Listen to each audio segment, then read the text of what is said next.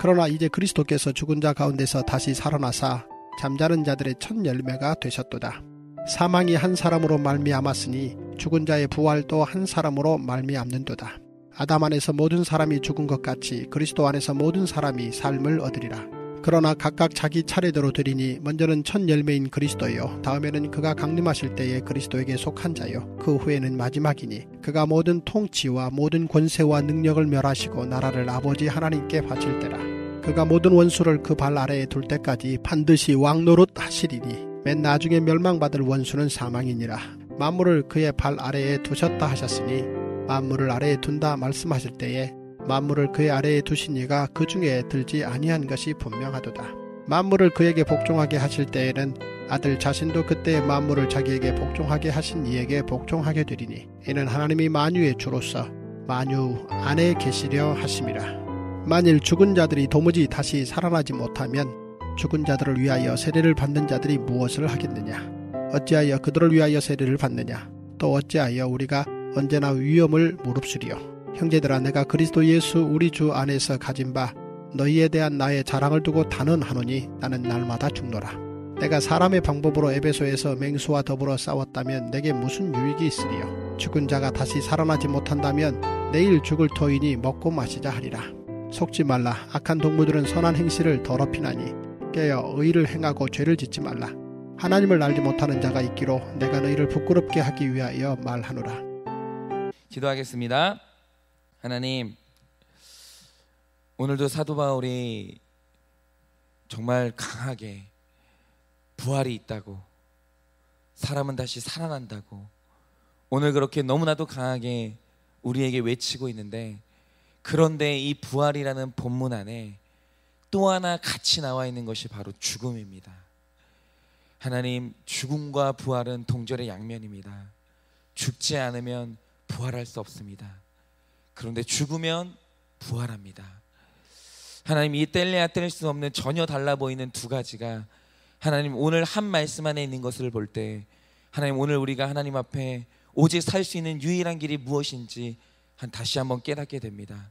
하나님, 죽음이 없으면 살 수가 없사오니 하나님 오늘도 우리가 죽어야 되는 그 죽음이 무엇인지 깨닫게 하여 주시고, 그래서 우리가 모두가 사는 길로 부활하는 길로 걸어갈 수 있도록 주님께서 오늘도 우리에게 말씀을 주시기를 원합니다. 주님, 오늘 진리 안에서 살게 하여 주시고 진리 안에 죽게 하여 주시옵소서. 믿사오며 살아계신 예수님 이름 받들어 기도드립니다. 아멘. 자, 오늘 말씀을 보시면 계속해서 예수님을 첫 열매라고 지칭하는데, 그러면 왜 오늘 이 말씀에서 예수님을 다른 것이 아니라, 부활하신 예수님을 다른 것이 아니라 첫 열매라고 표현하는가? 우리가 지금 그 이유를 잘 모르지만 유대인들은 예수님의 죽음과 부활이 언제 일어나는지 그 날을 알면 왜 예수님을 첫 열매라고 표현하는지, 부활하신 예수님을 첫 열매라고 표현하는지 대번에 압니다. 왜냐하면 예수님의 죽음과 부활이 전부 다 절기하고 연결되어 있어요.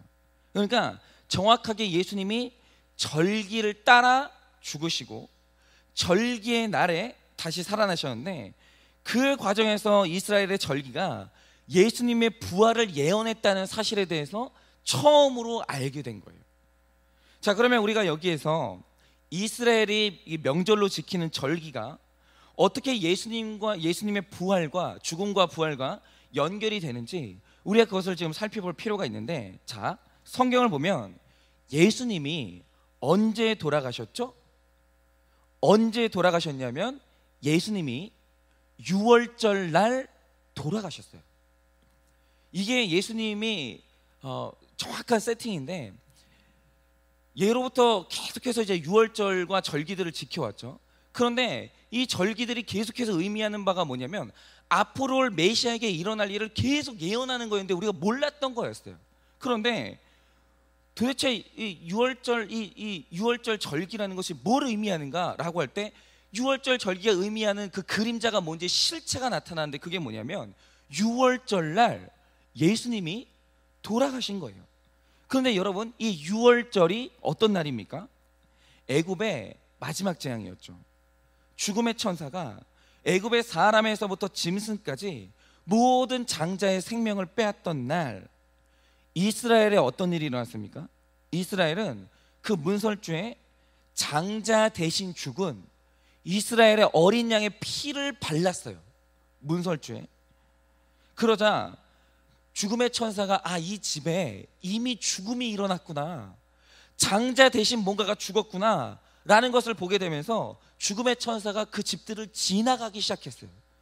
그래서 그 집에 생명이 지켜졌는데, 그 생명을 구원받은 날을 기념하는 날이 유월절이죠.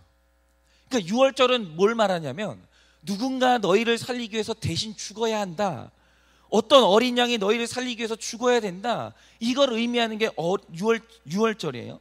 그런데 이 유월절날 최종적으로 한 사람이 우리를 구원하기 위해 죽었어요. 그게 누구였죠? 그게 바로 예수님이에요. 이날 문설주에 발랐던 그 어린 양의 피가 누구의 피를 의미하느냐라고 할 때, 유월절날 그 피가 누구를 의미하는지 알게 된 거예요. 그게 뭐냐면 예수님이 유월절날 십자가에서 돌아가신 거예요. 그런데 더 중요한 건 이겁니다. 그럼 예수님이 언제 살아나셨죠?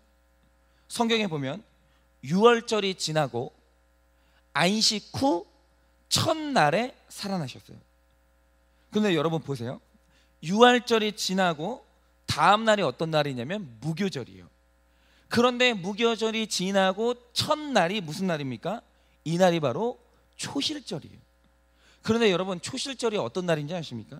이때는 추수하는 날이 아니고요, 그해 처음 익은 보리 한 단을 하나님께 드리는 날이 초실절이에요. 그러니까 그해 처음 익은 이 곡식 첫 단을 하나님께 드린다는 뜻이 뭐냐면, 처음 익은 보리의 첫 열매를 드리면서 지금 드려지는 이것과 똑같은 열매가 얼마 후에 대규모로 추수될 것을 미리 감사하는 예언적인 감사가 바로 초실절이에요. 그런데 여러분, 이 초실절 이후에 정말 대규모의 추수가 일어납니까? 안 일어납니까? 일어나죠.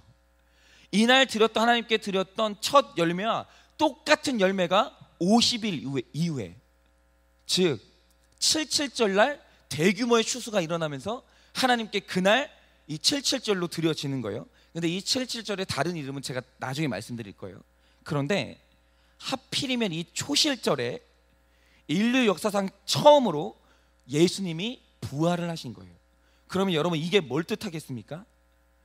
첫 열매인 예수님의 부활 이후에 이것과 똑같은 모양으로 일어날 대규모의 부활이 있다라는 것을 예언하는 거예요. 그런데 놀라운 건 죽은 자 가운데서 예수님을 일으키신 게 누굽니까? 그게 바로 성령님이에요. 그런데 초실절 이후에 대규모의 추수를 감사하는 77절이 일어나는데, 여러분, 그 77절의 다른 이름이 뭡니까? 그날이 바로 오순절이에요. 77절의 다른 이름은 오순절이에요. 그런데 근데 예수님이 돌아가시고 50일 후 77절, 그러니까 대규모의 추수를 감사하는 77절 오순절날 여러분, 어떤 일이 일어났습니까? 하나님의 자녀로 택함 받은 사람은 남녀와 노소와 귀천을 불문하고 모두가 예수님을 죽음 가운데 일으킨 그 성령이 오순절날 모든 사람에게 임하기 시작했어요. 그러니까 이스라엘의 목숨처럼 지키는 이 절기가 의미하는 게 뭡니까? 예수님의 부활을 상징하고 성령 받은 대규모의 신자에게 일어날 부활을 상징하는 거예요. 그 모든 일이 정확하게 절기의 절차에 따라서 일어났어요. 오순절날 예수님이 돌아가셨죠. 초실절날 첫 열매인 예수님이 처음으로 부활을 하셨죠. 그 다음에 대규모의 추수를 의미하는 오순절날에 모든 사람에게 부활을 일으키시는 성령님이 임재하셨죠. 이 말 뜻이 뭐냐? 마지막 딱 하나 남은 이 사건이 있어요. 그게 뭐냐면 대규모의 부활의 추수의 날이 온다라는 그 예언의 날, 이 날 하나만 지금 우리에게 남아 있는 거예요. 그러므로 오늘 사도 바울이 말하는 게 뭐냐면, 부활은 반드시 일어난다는 거예요. 그것도 그 부활은 대규모의 부활한 사람들을 대규모로 추수하는 그 마지막 날은 반드시 온다라고 오늘 사도 바울이 강력하게 우리에게 말을 해주는 거예요. 그런데 여기서 이제 주목할 것이 뭐냐면, 사도 바울이라는 이 사람이 부활을 계시하면서 우리에게 새로 열어준 지평이 있어요. 그게 뭐냐면 부활이 일어나기 위해서 반드시 일어나야 되는 필수적인 일이 무엇이냐라고 하면 그걸 바로 오늘 말씀에서 죽음이라고 지목을 한 거예요. 그래서 바울은요, 그리스도 안에서 신자의 죽음을 다시 정의한 거예요. 그게 바로 씨앗 비유인데, 여러분 씨앗은요 그 안에 어떤 생명을 품고 있어요. 씨앗이라는 형태 안에. 그런데 그 씨가 그 형태, 어떤 형태의 생명을 품고 있는지 아무도 몰라요. 그거는 비밀이에요. 그러니까 씨앗만 보면은 이 씨앗이 도대체 나중에 어떤 열매를 품게 될지는 아무도 모르는 거예요. 이거 숨겨진 계시인 거예요. 그런데 그 씨가 어떤 생명을 품었는지 드러나는 날이 있어요. 그게 언제입니까? 씨가 드디어 땅에 묻혀요. 그리고 형태가 완전히 썩어서 없어지는 거예요.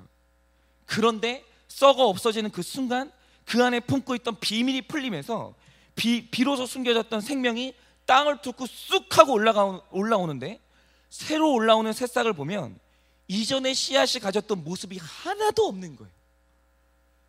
전혀 다른 생명이 쑥 하고 나오는데 그게 바로 씨앗이 품고 있던 숨겨진 계시였던 거예요. 그러니까 이런 거죠. 분명히 그 형태는 씨앗에서 나온 생명이 맞아요. 맞는데 나타나는 몸은 전혀 다른 몸으로 나타나는 거예요. 그런데 바울이 봤던 죽음의 의미가 뭐냐? 바로 이거인 거예요. 여러분, 그가 말하길 모든 신자는 지금 성령님이 임하는 순간 이 세상 그 누구도 알지 못하는 새로운 생명을 품고 있어요. 지금 여러분 몸 안에 그 생명이 있어요. 그런데 그 비밀에 쌓인 생명이 우리 육체를 뚫고 나와서 영광 중에 나타나야 되는데 도대체 그 영광이 뭔지 아무도 몰라요. 지금 우리는 씨앗이거든요. 그렇기 때문에 하나님이 지금 여러분이라는 씨앗 안에 부활의 생명을 주셨는데 도대체 그 부활의 생명이 뭔지, 그 모양이 뭔지는 아무도 모르는 거예요. 지금 그게 비밀에 쌓인 계시예요. 드러나지 않은 계시예요. 그런데 이 계시가 드러나야 되는데 이 계시가 드러나는 마지막 수단이 있다는 거죠. 그게 뭐냐면, 그게 한 번은 나타나기 위해서 있어야 되는 일이 뭐냐면, 그게 바로 사도 바울은 죽음이라고 본 거예요. 죽음이라는 땅에 우리 모두가 묻혀져서 이 씨앗 역할을 하는 지금의 이 육체와 한 번은 결별하는 일이 일어나야 돼요. 그게 뭐냐? 죽음이에요. 이 죽음을 통해서 내 썩어질 체질과 결별하고 내 마음의 모든 욕망과 한 번 결별하고 내 미움, 내 분노, 내 모든 혈기가 썩어 없어지는 이 일이 한 번은 일어나야 되는데, 그걸 가능하게 만들어주는 신비가 뭐냐? 우리 안에 숨겨진 계시가 드러나게 되는 사건이 뭐냐? 사도 바울은 그것을 죽음이라고 봤어요. 그런데 먼 미래 부활을 가능하게 해주는 이 성령님이 지금 어디에 계세요? 지금 바로 우리 안에 숨쉬고 계세요. 여러분, 이게 뜻하는 게 뭐냐면 오늘 우리가 숨쉬고 살아가는 삶 가운데 부활의 능력도 나타날 수 있다는 거예요. 그러면 한번 생각을 해보세요. 죽어야 숨겨진 계시가 풀려나잖아요. 죽어야 숨겨진 계시가 드러나잖아요. 이게 바로 사도 바울이 우리에게 말하는 죽음의 의미거든요. 그러면 오늘 우리가 살아가는 삶 가운데 성령님이 계시기 때문에 죽음 이후에, 우리의 육신의 죽음 이후에 일어날 이 부활이 오늘 살아 숨쉬는 우리의 삶 가운데서 일어날 수 있다는 거예요. 그러면 한번 생각을 해보세요. 부활은 반드시 죽음을 통과해야 일어나는데, 그러면 그 죽음의 본질이 뭡니까? 그것은 뭐냐면 청산이에요. 내 혈기, 내 미움, 내 모든 분노 등등 내 모든 죄가 청산되고 그것과 결별하는 것이 죽음의 본질이거든요. 그러면 내가 살아서 숨을 쉬는 동안 일어날 수 있는 죽음이 뭐겠어요? 그게 뭐냐면 회개예요. 여러분, 사도 바울이 살아있는 날 동안 부활의 생명이 있는 내가 날마다 해야 되는 걸 뭐라고 합니까? 오늘 사도 바울이 이렇게 선언합니다. 나는 날마다 죽노라. 나는 부활의 생명이 있는 사람이기 때문에, 그러면 죽어서 부활하기 이전에 살아서 내가 부활을 경험하는 방식이 뭐냐라고 할 때 사도 바울이 이렇게 선언을 하는 거예요. 나는 날마다 죽노라. 이 말 뜻이 뭐냐면 나는 살아있는 날 동안 날마다 회개하면서 내 죄와 결별을 하는 이 결별하는 이 작업을 날마다 하겠다는 거예요. 그러면서 33절에 하는 말이 뭡니까? 속지 말라, 악한 동물을 만나지 말라, 깨어 의를 행하고 죄를 짓지 말라, 이 말씀을 주시는 거예요. 여러분, 이게 뭡니까? 날마다 너의 죄를 보고 죄와 결별하는 죽음을 살라는 거예요. 날마다 너의 죄를 보고 회개를 하라는 거예요. 그런데 내 죄를 보고 회개하면 어떤 일이 일어나는 줄 아십니까? 요즘 저희가 훈련을 하고 있는데 훈련생 중에 한 분이 어떤 간증을 했냐면 자기는 요즘에 이상하다는 거예요. 근데 뭐가 이상하냐면 누가 나를 웃겨준 것도 아닌데 길을 가다가 기분이 좋고 행복해서 혼자서 그냥 실실 웃는다는 거예요. 그러면서 이제 자기가 지금 너무 행복하시다는 거예요. 왜냐하면, 왜 행복하냐면 내가 내 죄를 보고 회개하면서 죄에 대해서 죽으니까 죄와의 결별이 일어나면서 내 심령에 부활이 일어나는 거예요. 그런데 내 심령이 다시 살아나는 부활이 일어나는데, 부활이 일어나면서 하나님과의 관계가 다시 시작되는 거예요. 새로운 관계가. 그러므로 부활은 내 육신이 죽어서만 일어나는 일이 아니라 오늘 성령 받은 내가 살아서 내 죄를 보고 회개함으로 날마다 내 죄와 결별하면 그게 바로 살아서 죽음을 경험하는 것이고, 살아서 죽음을 경험하면 성령님이 우리 심령에서 날마다 부활을 경험하게 하신다라는 거예요. 여러분, 바로 이겁니다. 근데 이게 회개를 한다는 게, 이게 내 죽음이라는 걸 이 구속사를 살아가는 사람들은 이게 무슨 뜻인지 알아요. 왜냐하면 구속사를 살아가고 큐티를 한다는 것은 적용하는 거거든요. 그러니까 적용하지 않으면 구속사를 아는 사람이 아니고, 적용이 없으면 큐티를 하는 사람이 아닌 거예요. 그러니까 모든 큐티의 꽃은 적용인데 적용을 안 하는 건 사실은 신앙생활을 하는 게 아니에요. 부활을 경험하는 게 또 아니고 죽음을 경험하는 것도 아니에요. 그런데 여러분, 내 신앙생활이 적용의 영역으로 들어가면 이게 내 죽음이라는 거, 이 회개가 내 죽음이라는 뜻, 죽음이라는 것의 말의 뜻이 뭔지를 알아요. 회개가, 이 적용이 죽는 것보다 힘들어요. 죽는 것보다 힘들어요. 적용을 할 때 내가 절대로 미안하다, 잘못했다, 이 말 한마디 할 수 없는 사람한테 이 한마디를 하는 게 죽는 것보다 힘들다는 게, 내 자존심을 한번 꺾는 게 죽는 것보다 힘들다는 게 무슨 뜻인지 적용을 하는 사람들은 안다는 거예요. 그래서 지금 사실은 이 같은 구속사의 말씀을 듣고 지금 같은 훈련을 받아가면서 지금 우리 교회뿐만이 아니라 다른 여러 곳에 흩어져 있는 분들 중에 죽음보다 더 힘든 적용을 앞두고 있는 분들이 있어요. 그분들한테 정말 격려를 해드리고 싶어요. 제가 해드리고 싶은 격려는 뭐냐면, 정말 여러분들이 죽는 것보다 더 힘든 이 적용을 해내고 나면 이것이 바로 여러분의 죽음인데, 이것을 해내고 나면 제가 약속드릴 수 있는 게 뭐냐면, 반드시 성령님이 살아서 부활을 경험하는 신비한 경험을 모든 적용하는 사람들에게, 모든 나의 죽음을 적용하는 사람들에게 반드시 체험하게 하신다라는 거예요. 그렇기 때문에 적용은 신앙생활의 꽃이에요. 왜냐? 적용이라는 것은 죽음인데, 죽음을 통과하고 나면 내가 살아서 이 땅 가운데서 부활을 경험하게 되기 때문이에요. 여러분, 오늘 회개하고 적용해가지고 이 부활을 한번 경험해보지 않으시겠습니까? 여러분, 말로만 아멘 아멘 하는 것이 아니라 여러분이 오늘 깨닫고 경험해야 되는 여러분의 죽음의 현장은 어디입니까? 누구에게 적용해야 되고 뭘 적용하셔야 됩니까? 그런데 오늘 사도 바울이 하나 말하는 게 있어요. 그게 뭐냐면, 오늘 너희가 이 말씀을 듣고 회개함으로, 진짜 회개는 적용이에요. 회개함으로 적용하면 반드시 너는 부활이 뭔지 체험하게 된다라는 거예요. 여러분, 오늘 정말 우리 앞에 힘든 적용을 앞두고 있는 분들이 있을 수 있어요. 우리 교회 안에도 있고, 그다음에 다른 교회에도 똑같은 말씀을 가지고 살아가시는 분들이 다 굉장히 힘든 적용을 앞두고 계신 분들이 있을 텐데, 오늘은 그 모든 적용을 앞둔 분들, 나의 죽음의 직전에 있는 분들에게, 내 자존심의 죽음, 내 혈기의 죽음 직전에 있는 분들에게 오늘 이 부활의 소망을 드리고자 합니다. 오늘 사도 바울이 말합니다. 나는 날마다 죽노라. 나는 날마다 죽노라. 그래서 그 뒤에 사도 바울이 하나 말하지 않은 게 있어요. 그게 뭐냐면, 그래서 나는 날마다 부활하노라. 나는 날마다 부활하노라. 오늘 사도 바울은 이 얘기를 하고 싶은 거예요.